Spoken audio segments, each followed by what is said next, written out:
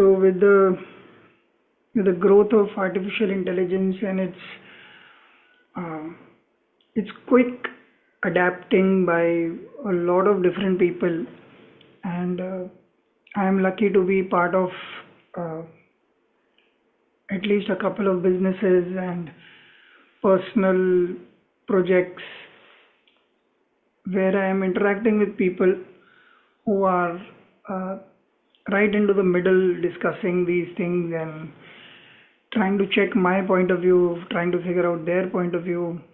Uh, oh, it's very necessary.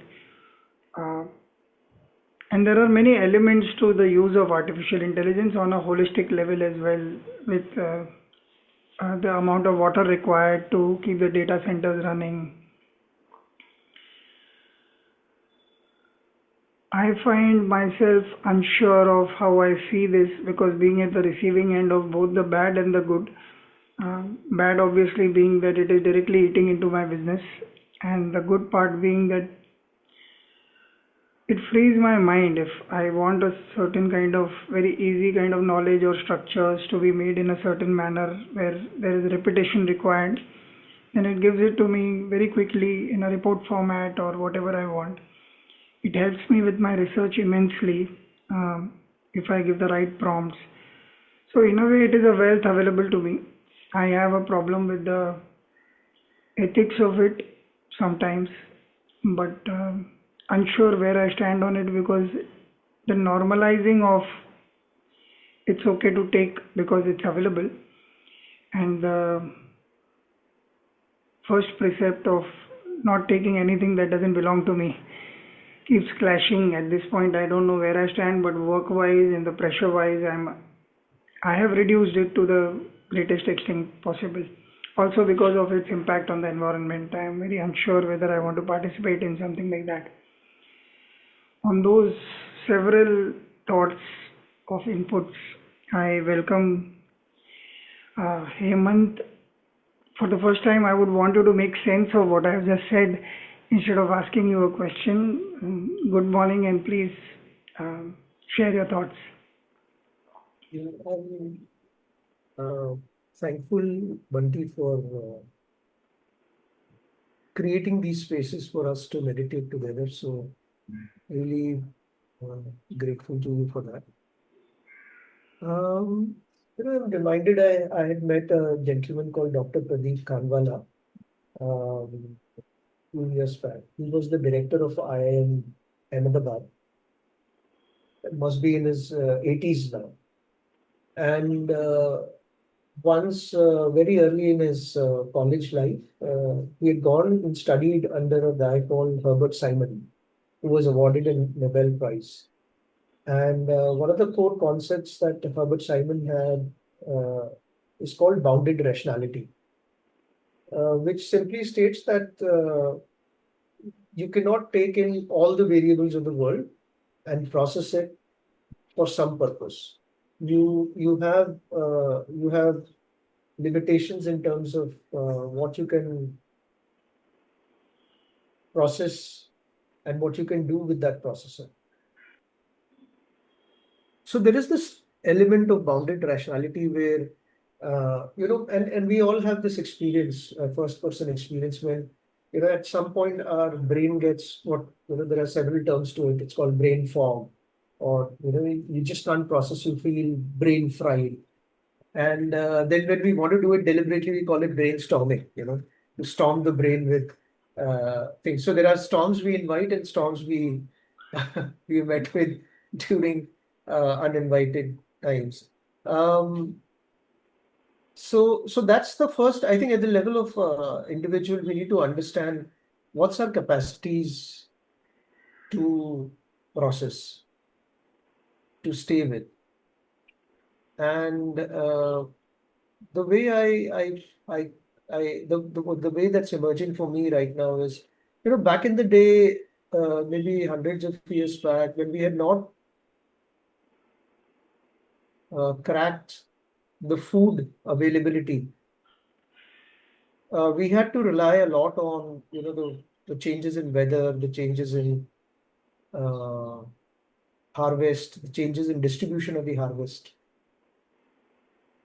And look what has happened in the last century when food has been available aplenty to a lot of people. So we have a world which is which looks like a paradox from the outside, but it's not. Is that on one side we have malnutrition, people below the poverty line, who are struggling to even nourish their body with their bare minimum. And on the other side, you have physical obesity and hypertension and diabetes. And of course, these some of these could happen even in the poor. Diabetes and hypertension are not necessarily just for the rich or the affording class. So, so there is the element of physical obesity and physical malnourishment. I believe that we have entered an era where we would see mental malnourishment and mental obesity. Mental obesity would come where people do not know what to do with so much of information. Uh, every minute, if they are hit by a quote that they don't know how to even process and apply in their life, and a feed of negative news or a feed of positive news, if this just keeps flooding, much like the calories that they had intake for physical obesity, and they didn't know what to do with that. I think the same thing might happen with people with abundance of content, abundance of information, abundance of insight, abundance of wisdom quotes or whatever. So we might have what could look like a mental obesity. Now, what happens if we are mentally obese? I think a good analogy could come from what happens when we are physically obese. So obviously our flexibilities are different when we are physically obese. Uh, our skillfulness to do certain things is compromised. Uh, and that has a vicious circle, it feeds into each other. The same thing might happen in mental obesity. We start getting easy outputs, easy stuff. For time being, it may serve some purpose, some goal, some task. No doubt about that. But what happens to the human being is a big question. Now, if human beings are dispensable, if talent is dispensable, and you get things done by machine, it would have, at the larger context, some repercussion on how the society evolves from here. Are we then going to see what can be termed? There's a guy called Eric Weinstein, uh, who was at one point a partner in Peter Thiel's fund called the Founders Fund. Peter Thiel, the famous guy who backed PayPal founder, Okay. uh, and also he was one of the first guys who invested in Facebook, Airbnb. He's also one of the first guys who supported Trump, by the way, from Silicon Valley, much before Trump became Trump. Okay. And he's considered as a political force in America, though he remains behind the screen most of the time. So Peter Thiel had a fund called Founders Fund, and Eric Weinstein was a managing partner at one point. And Eric Weinstein coined a term called cognitive elite. Cognitive. Elite. Okay. So cognitive elite would be people who have the ability to read, to process, to throw out insights, and we now would be in that era of seeing a lot of cognitive elites who are able to process a lot of this. So it's like Tiger Shroff does something to his body, and he's people are in awe of him. I'm just giving an example.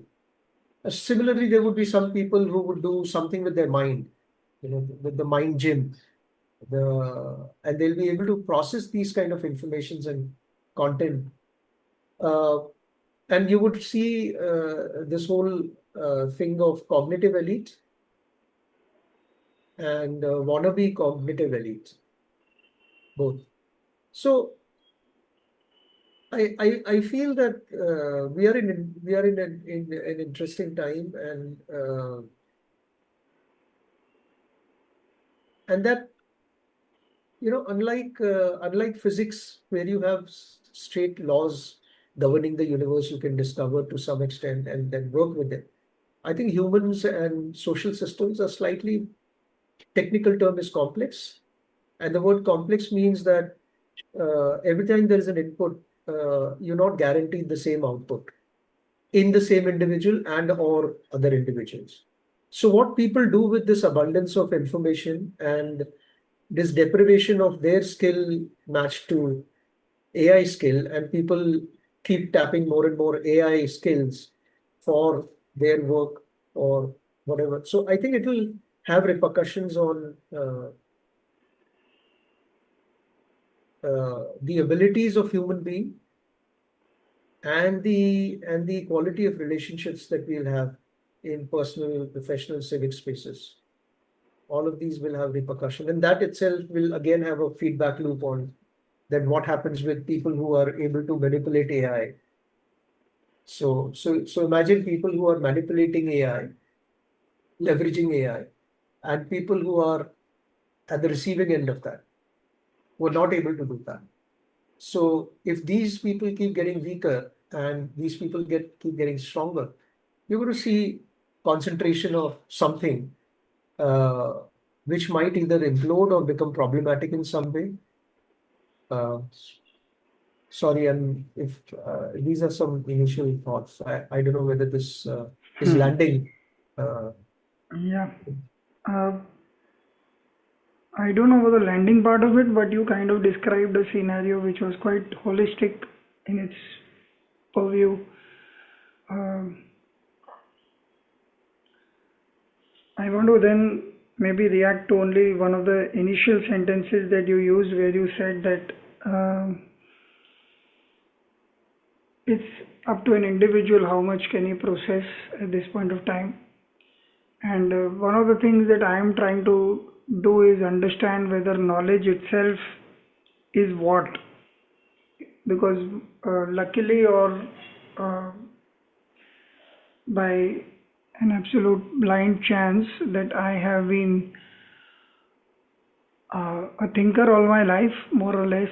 From my school days, I used to contemplate the deeper essence of things, whatever I was reading. So inputs at that point of time were mainly reading. Initially, there were school and texts that were told to me. There was a school library, which was a fount of different kinds of knowledge, including fairy tales, which I used to love very, very much in terms of their imagination and the worlds that they created. So there was this whole bunch of books called Dutch fairy tales, French fairy tales, and tales from the Middle East.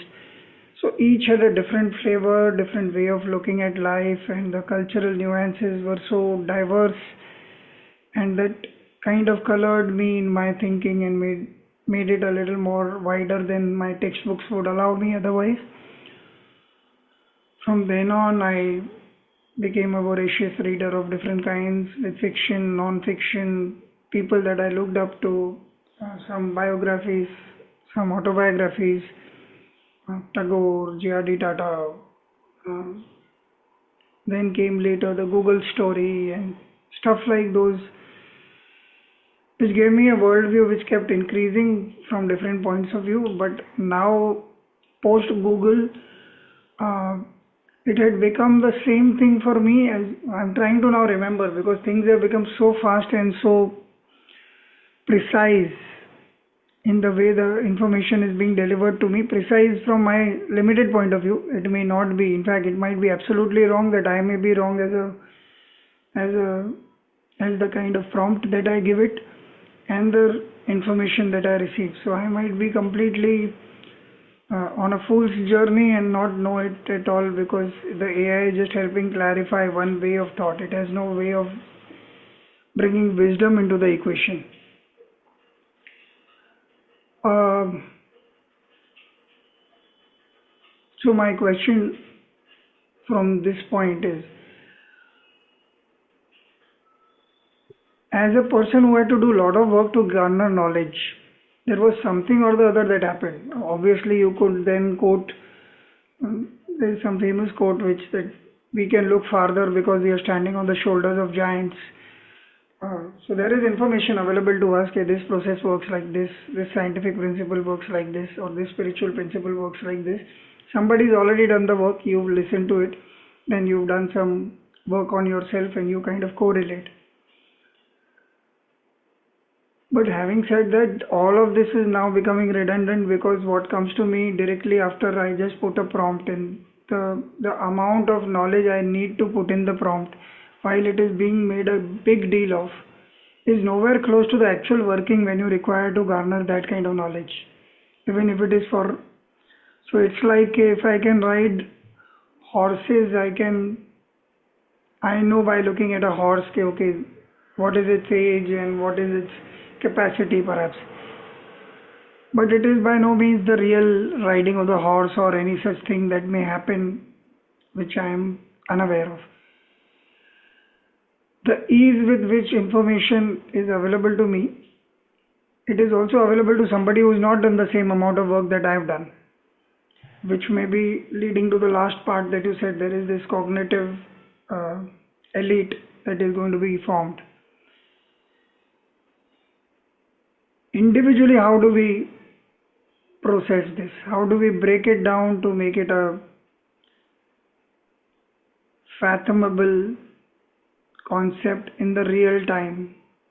So let me bring it down to, suppose I have to make a report on the cleanliness status in this particular pin code that I'm living, and I have to figure out what are the places, how is the garbage collection, what is happening, where is the loophole, uh, where are the drawbacks, where are the positives. This information comes to me fairly easily. Um, I don't know if I can go deeper into this, but I would want you to uh, think aloud a little on this example itself and what is your feeling about using AI for something like this, the positives, the negatives, or any such thing. Bunch of things emerge for me, Bunty, and Okay. I think if I could just put them in two buckets, the bucket of this example. If I forget, if you can let me know once I cross the other bucket. The other bucket is a bunch of things that you mentioned which could help us arrive at this answer. So, I think the first thing is, I think a lot of debates are happening in the world around this phenomenon of AI or this reality of AI, what it is doing right now and what it is capable of doing. And those debates are divided into various schools of practices and thoughts. So there's no single consensus on how Okay. this is going to happen. So I think the first thing that we could all do well uh, is to read and understand more as to what these different schools of thoughts are trying to say and why are they saying what they're saying. So that's an ongoing journey. It won't have a stop, at least in the near future. Uh, the second thing is, I think it's important to see that we build that that where we find ourselves in the civilization, in the world, in the era right now, is that there are certain capabilities of human beings have been, the word is reified, which is brought to the foreground, and there have been mechanisms to harvest that. And you find, hence, the world of this exchange of goods and services and abilities. What abilities of human being have been brought out of the human being, brought to a fore through various systems of education or the money that you can get for a certain ability. So certain abilities have been foregrounded, and it has been said that if you can demonstrate those abilities, then you can participate in the system, in the cultural system, in the political system, in the economic system. Now, the interesting question there is, imagine Bunty has 10 abilities, but only 3 of them, if he cranks up that engine of producing those abilities, then he can participate in the economic system. And the essential question is, what happens to the other 7, which never found an economic manifestation, or even a cultural manifestation, or a political manifestation? Would AI help Bunty manifest those 7, even if those 3 are taken away? And would then those 10, those 7, sorry, would then, with these 7, can he still be an economic participant, a political participant, a cultural participant? The other thing to meditate on is, well, Bunty is not fixed, Bunty is work in progress. Bunty is Bunty in progress. There's no Bunty which is static. Bunty has enormous other potential which he himself is not aware of. People around him are not aware of. So more than these 10, there could be other 5, which nobody even knows are possible.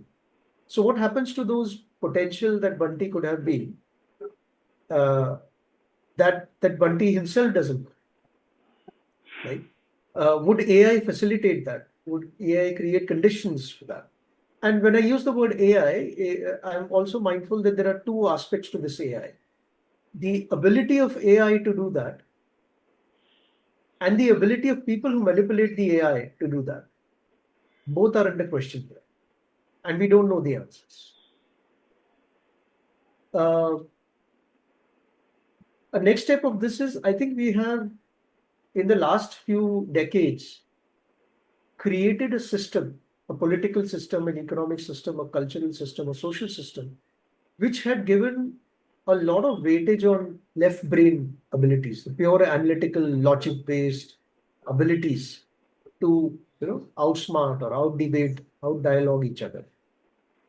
And those have been harvested. There's a thinker called Ian McGilchrist who talks about, at least at the conceptual level, a right brain and a left brain. A right brain approach would have a holistic, big picture, creativity, more emotional kind of thing. A left brain would be here and now, very narrow, very analytical, getting some very grasp on the concrete reality. It is possible that our right brains are compromised right now. It is possible that right brains have potential. So that's the second. It's a point which is close to the first point that I made, but it's just in continuation of that. The third part is, there is this term called Moloch, M-O-L-O-C-H. Moloch is said that if in a system there are variables, if you optimize a few variables, you don't know whether you're sub-optimizing or eroding the other variables. And when you will discover that those variables have been compromised, it might be too late, or it will be irreversible, or you'll require even more effort to do that. I think we all have these experiences, at least in the personal space. I mean, imagine some of your friendships or relationships that you have. Now, you keep working, you're a workaholic, or the demands of your economic thing is such that you give more time at work, and you take away the time with family, take away time with yourself, take away time with nature. Now, while in the short term, you're optimizing what you're getting in terms of the economic value out of it. But what happens to the other? You're sub-optimizing. Now, if things are not good there, and there is loss of trust, you might see erosion of those relationships and your ability to resurrect that in some sense. So that's a classic Moloch kind of thing. Not a classic, but a very crude example of Moloch. Now let's come to your garbage example. I think, again, going back to what we discussed in the first segment, that if I drop this pen here, and if I drop this pen in California, if I drop this pen in Australia, it'll always go down. There is certain physical law to it, right? Unfortunately, humans in social systems do not have very clear laws as such. This conversation, this next alphabet, this next word, this next question, this next answer, this next gesture, this next blade of the fan moving and giving a breeze, and suddenly something happens in you. I think humans is far more non-linear than a pen or a matter as such, Now, what does this tell us? This tells us that when we are trying to solve a garbage issue, when we are trying to solve any issue which has a human element to it, there is a human as a participant, whether as a doer or the receiver of it. You need to be careful how you model that reality. And you'll need to be open for surprises. You need to be open for subjectivities, uh, but also knowing the paradox that you cannot model a system with all subjectivities, at least as for now. So, for example, if suppose somebody says, "Hmm, I will wake up at 7 and only then I'll put my garbage out of my house." If somebody says, "I won't put it at 7, let's go subjective. I'll put it at 7:10." Somebody says, "I'll put it at 7:15." Fine. Now you may come back and say, "Okay, fine, 8 baje garbage utayenge." But the garbage worker says, "No, I feel like, today I feel like picking up garbage not at 8, but at 10." And then that person's work is connected to another person's work. The truck driver says, "I won't go and dump into the dump yard. Kal karunga, aaj man nahi kar raha hai." So I think there is this phenomena where all of us will have to take a step back and develop practice that there are some things that we will have to do for the system to coordinate. And soon as the word have to do comes in, it means it's not want to do. And when we have to do things, there is the element of cost that we incur on our own selves in terms of our emotion, our discomfort, right? And if more and more people give up on discomforting their own self, and the paradox here is also interesting. In any case, they're getting discomforted and drained also with whatever is happening. So you see, there is the discomfort that we will have to do. There's a discomfort they're already going through, but they don't want it. And even if they don't take these two, they're still feeling drained by their relationships, by their expectation versus experiences, how they're seeing the world. My concern, at least for the last 14 years, has been that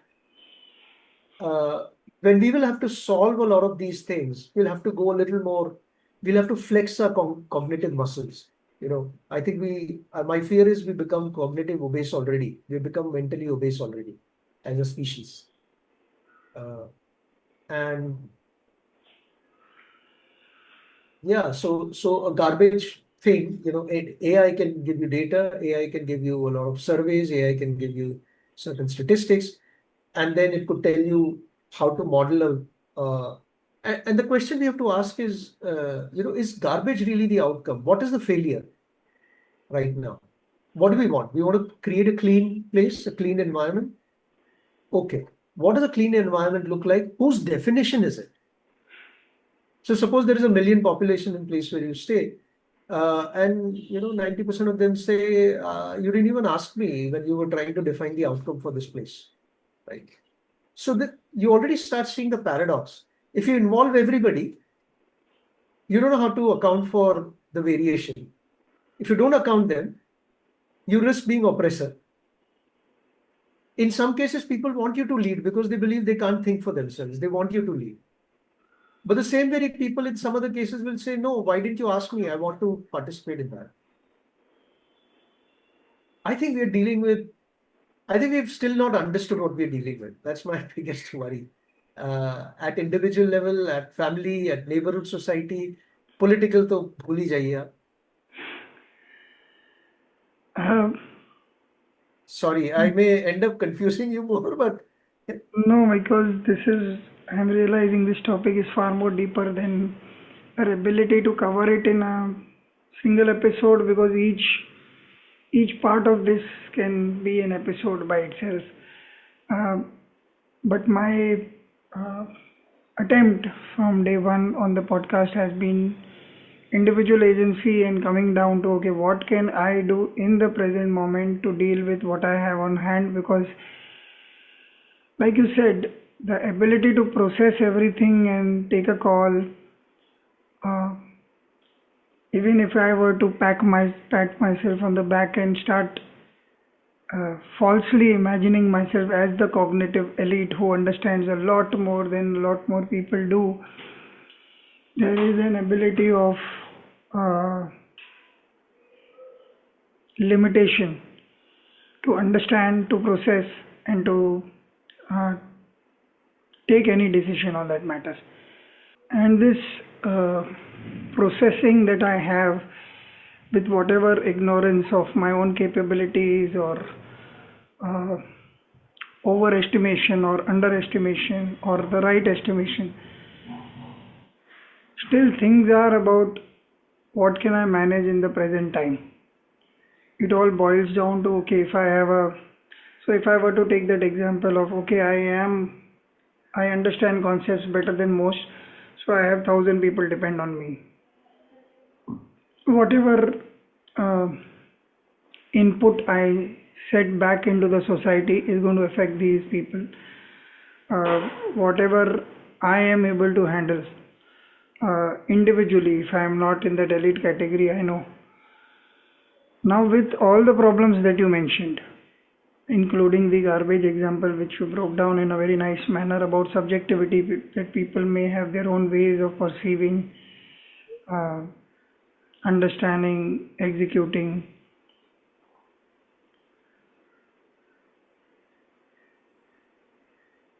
Where is the inner compass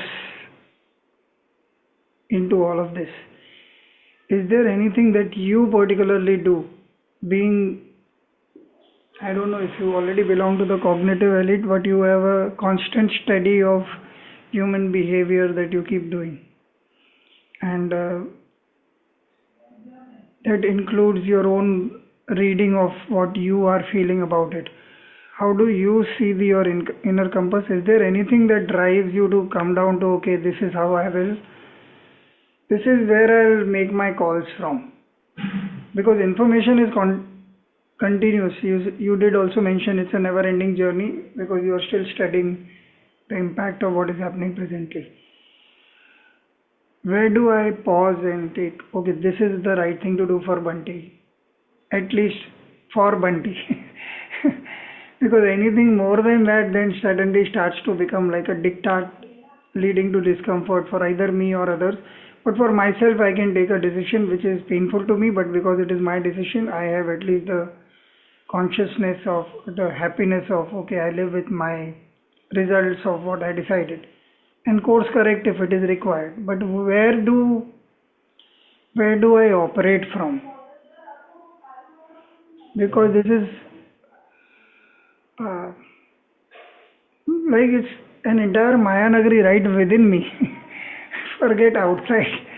Outside provocation is better than ever in terms of preciseness, in terms of ease, in terms of comfort. Already we were the privileged lot. Some kind of Brahminical, using Brahminical as just a term, not in terms of caste or anything. Privileged class, we have the socio-economics bit. We won't go hungry if we don't make money for a year, 2 years, 3 years, 5 years. So in that scenario, when our immediate requirements are fulfilled, but we also have the chance to take a decision about ourselves to start with. How do you as Hemant work for Hemant on this front? Give me as personalized an answer as you can because it will help me understand where do you operate from. Considering you operate mostly in ideas, mostly. I don't mean that you are impractical, but because that is the way you see life and see professional dealings. Um, so there's a way in dishes 14 years back.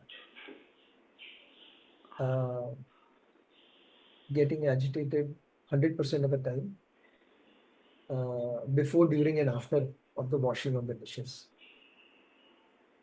And I think now that has been shifting. Uh, Not 100% has gone away, still there, but I think it's more than 50%. So I think throughout our day, with our bodies, we are doing a lot of chores. even if, let's say, we live in ideas and have conversations, even as I speak with you right now, uh, 14 years back, I would not have the practice of taking my awareness and looking at this finger formation, this formation, which is there. And I would not know how that is participating in shaping, influencing my thinking on the go. Now it does.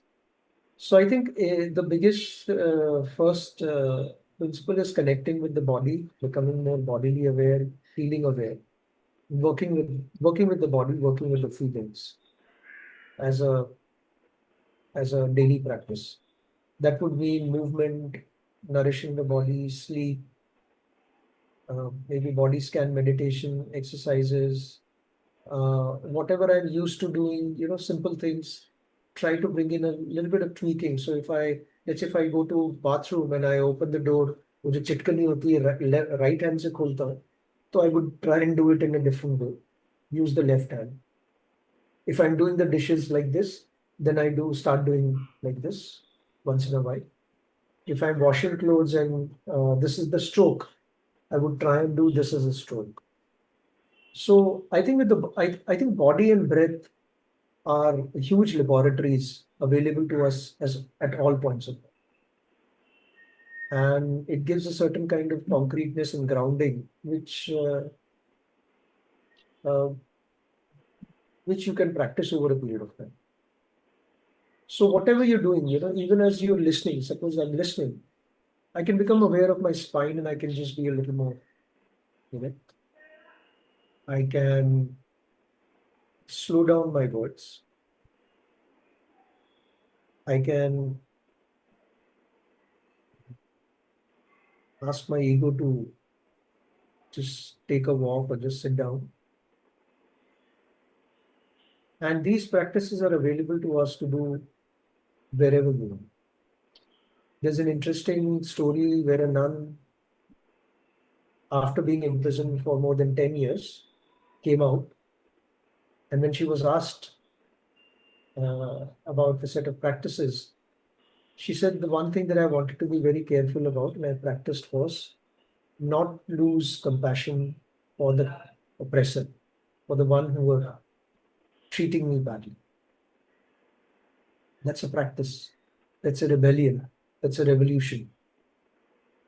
So in the chores, whether it's the prison experiment where it's a very different, revolutionary setting to the chores, I think revolution is available to us at all points. It depends on whether we only call Cockroach Janta Party as revolution or we call our Chor Janta Party as Chores Janta Party as a revolution. So that's one very clear thing where your ability to connect with the chore, with the mundane, with that which is boring, one level. And then the aspects that are discomforting for you, mentally, physically, what you do with them. You revise your relationship with these two over a period of time. And as you begin to go on this journey of revising your relationship with them, revising your experience with them, it creates a space for a lot of other possibilities in the other areas. So that's a very clear number one thing that I would want to share. Uh, the other way to check in inside our own self is a simple thing around just having a practice of. So I sometimes the practice is, did I practice gratitude through the day?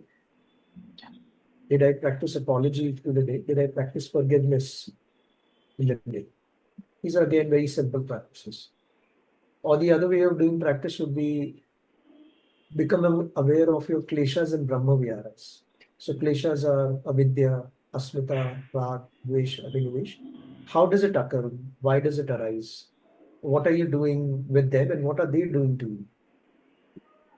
So these are practices available to us at all points of time. In fact, if we just take a step back, in the Ashtanga Yoga, what I've just narrated in some way are connected to the first four the angas of the Ashtangas, the breath work, the body work, the emotional, moral code work.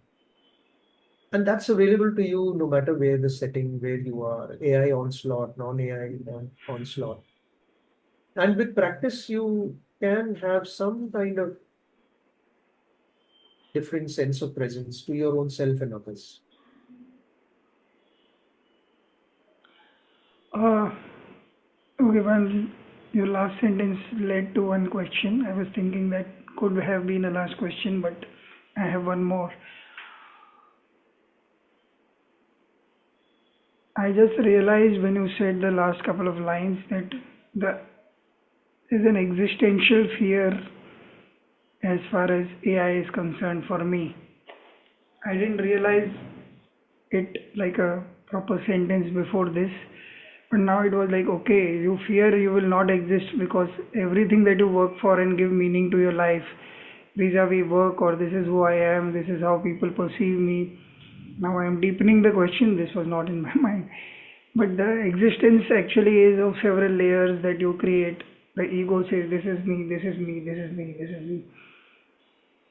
And the fact that it is not in my hand because the whole thing hits me uh, at a far bigger level than I had envisaged. And while I am actually narrating the question, your earlier answer starts making more sense at every level. That you need to break it down further. Okay, you are afraid at this level, now be afraid at this level, then you be afraid at this level. Afraid being just a term, obviously, when you're studying. So, what does this fear do to me? What does this doubt do to me? What does this clarity do to me? What does this sense of feeling not in control do to me? Uh, so I need to thank you first for the earlier answer because with the bigness of information available to us, with the bigness of thought and the overwhelming uh, discussions and existence and interjections into our workspaces of this phenomena that we are still studying and none of us seems to have a clear clue. A lot of us are jumping the bandwagon and saying this is it. Um, and as a generation, we've seen Y2K and the computers will come rushing down and the planes are going to fall from the sky and all kinds of uh, scenarios. The 2002 was some prediction that the world is going to end or something like that. So we are not unaware of these kind of things, but it always seemed like a fantasy. Now this seems to be interjecting into our work, so we treat it with a little more seriousness, perhaps, or rather, I do. And yet, I think there is no such thing as that was more serious or this is more serious because the practices you've spoken are independent of the outside circumstance that is happening to you. So, the question then I can ask, what is the benefit of those practices? Like, how does it impact Hemant? Because the outside doesn't seem to change. If I were to verbalize the whole problem, the outside is still as overwhelming as before. And you are practicing something completely different. You're talking, how is it not an quote unquote internal Stockholm syndrome? If I were to call it that. It's the first time I'm using the phrase, so pardon me if I'm wrong about this internal Stockholm syndrome part of it, but it is like we've been captivated by our practices and our being. What is it that makes you sure, or at least gives you a good landing ground, even if you're unsure about the landing ground, but temporarily it holds you so that you can then make sense of all the impactful and hugely overwhelming things happening around you? I think the good news about being human who's lived for more than 40 years is that we reflect when we have a large inventory of our experiences. Of course, accounting for fallibility of memory and misrepresentation in our memory, which is a bug that we all carry. But we do have large inventory of how we have felt in several circumstances in life. And if one is then able to see that doing these practices are now helping you deal with similar or worse circumstances, that's one very clear personal test that one can do. You don't need anybody else. What's your before, during, after of a bad event? What it produces in you, and even if it produces the worst in you, your ability to reconcile with it and learn from it, or seek forgiveness, seek gratitude for something from this. If that shifts, then I think you don't need anybody else's certificate for it. That's one. Second, the last I checked, people are either looking at following people who are super convinced about something, super decisive. And so there is a whole lot of people who want to follow people who are super decisive, super confident, and super smooth in their talking and vocabulary. Because you somehow believe that they know. उनको तो कम से कम पता है क्या हो रहा है, क्या करना. So you just go along their life. And the other category of people is uh, something that fires up your emotion, because you feel your own emotions and they are your own, uh, and they charge you. You somehow believe that that reality is more real than any other thing which could be real. So getting charged. So anybody who's able to fire anybody's emotions today in a certain way, and if people are not reflective of what's happening in their body, can easily get them to do uh, even a massacre in the name of religion, in the name of nation, in the name of Any something, kind of knowledge. any kind of belief system or not. Yeah. Uh,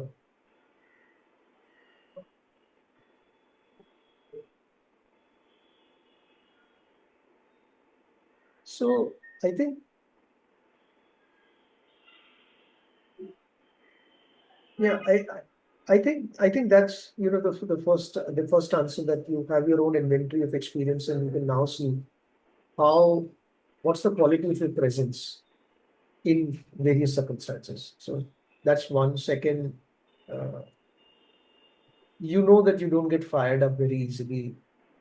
Uh, you're not gullible anymore to however logical somebody is saying so convincingly, whether in the spiritual domain or in the political domain or in the economic or cultural domain. So your ability to think for yourself is changed. It changes. And you can see that there is a certain texture that comes in. And not that you start becoming cynical about it, because even that's another extreme. You start rejecting everybody from the word go. There is a kind of semblance that you have where you don't become gullible and you also don't become cynical. Uh,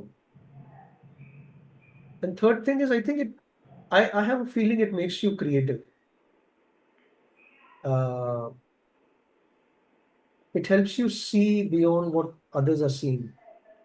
It helps you hear beyond what everyone's hearing, and then offer that in a creative way, in some form or expression. If it doesn't make you creative, it makes you at least a healing pad, uh, because people want to be around. Sometimes they want to be around people where they can. In the old days, they say that people used to wear those extremely heavy armors, to protect themselves. I think we're still carrying them. It's just that they're more mental armors, and we don't know how long we have not kept them down, for decades now. So we want to keep them down and feel a little at ease around some people who can offer this space of uh, deep listening and, yeah. Uh, You are one of those guys who helps keep the armor down. I have to admit that um, with the changes in the world being as fast as they are, and the amount of uh, nuanced uh, judiciousness that you bring to the conversation, uh, where one is actually very quick to presume, okay, I'm either on this side of the debate or the other side of the debate. Internally, there is too much of uh, reactionary mode very often. Uh, Thank you for helping us keep the armor down for a bit and reconsider, maybe it's not required and it's okay to be vulnerable, it's okay to be mindful, judicious, uh, aware, alert of where you are in the present moment, because everything else might be just sheer imagination this way or that. Uh, so that is one good thing. Yeah, please. Just one addition to that is that uh, you know there could be a misreading of what I just said. Could be that one is then asking people to withdraw, disengage, only focus on their own self. I'm not saying that. I'm saying to the extent that you can feel regenerative about your own being and your own contribution over a period of time, you need to do whatever possible. So if you can't be regenerative, then obviously you need to work on yourself for some time.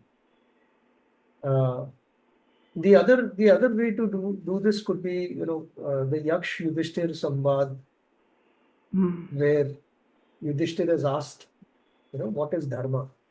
And I think Yudhishthir makes this very interesting verse, which is, you know, Shruti Vibhinno, Smriti Vibhinno, Neko Munirasya Vachana Pramana, Dharmasya Tattvam Vihitam Guhayam, Mahajano Yena Gatah Sapanta. It meant that there would be different texts saying different things or interpreted differently. There would be different individuals and sages and experts who would say different things. Uh, the reality, the dharma, the core deeper truth actually is cave-like. The more you go inside, the more further it feels it has moved. And then the question is, what do you then do? Because you feel paralyzed there. And the answer is look around, find some people who you believe are slightly more reflective and contemplative in their choices and action. Try and join them, support them, follow them. Uh, and one of the yardstick could be if they're not trying to build a cult. They're not trying to make you overly dependent on themselves to come back again and again, and you know so yeah, I mean, so you could have a practice of working on your own self and also contributing to the civilization by contributing and working with such people at the same time. Yeah. That would be the Sangha as far as our practice is concerned, because very often one does tend to get dry even when one is self-contemplative for a longer period of time, and then when you come across other people, then you realize there is some kind of quote-unquote fluidity of space, thought, being that happens, because okay, uh, there is a lot of verbalization, of course, sometimes, but just the fact that there are other human beings and our social interaction kind of contributes to us as much as we are contributing to giving back. Uh, yeah, point taken. And also, because you brought up that one point, I would also like to clarify, when one talks vulnerability, you got to be sure that you are strong enough to handle your own vulnerability. There are times that you may decide foolishly to get into some place where you're very vulnerable, and then you don't have the strength to withstand what is happening to you. Uh, it's a mindful thing, and that's why I think for the first time in all our episodes, the word judicious came to me when you were uh, explaining the second last answer. So I thought that was very important in the sense of you take a call at every moment. Okay, this seems right. Oh no, this seems more right at this moment. Then you go this way. It's not idealism of sorts. It is practicality rooted in saving the self, growing the self, involving the self, interacting with others. So those kind of things one has to be mindful of. It can't be one size fits all answer. for everyone. Uh, like always, this pursuit of knowledge in the times of AI has landed on a very safe and secure and doable kind of action. And that kind of gives me a lot of hope for perhaps what could be a period of rest for us to figure out how are we developing in what we have found some inner resources to work with and then see what happens. The outside will has always kept on changing. So one little last thing, I was talking to my kid and she landed up saying, why are you keeping on talking as if AI is copying everything and everybody else's and it is stealing information, giving it to you? The internet was always doing this. Who asked you before you got that information or your information was being shared just because you put it in an email or somebody else put it somewhere and somebody um, scanned the textbook and put it online. Nobody was asking any permissions and it was happening just because it was available to you. You don't like to think of it as thievery, but perhaps there is something to rethink on that front also. While I haven't thought this through, but I thought it was an interesting relook at my premise of what we see as and take for granted. Okay, these systems are working for us and in this manner, and we are part of this and we are elite, but it doesn't work like that. One needs a constant sense of self-awareness, alertness towards one's own mind as much as one's body to know what is the core of all these interactions. Thank you so much. I've enjoyed this chat as always, and you leave me with thoughts of more. We shall connect. There were a few topics you opened up that I would want to come back on at some point of time. But for now, it's goodbye and thanks. Have a good day. Thank you so much. Thank you. Thank you. Yeah.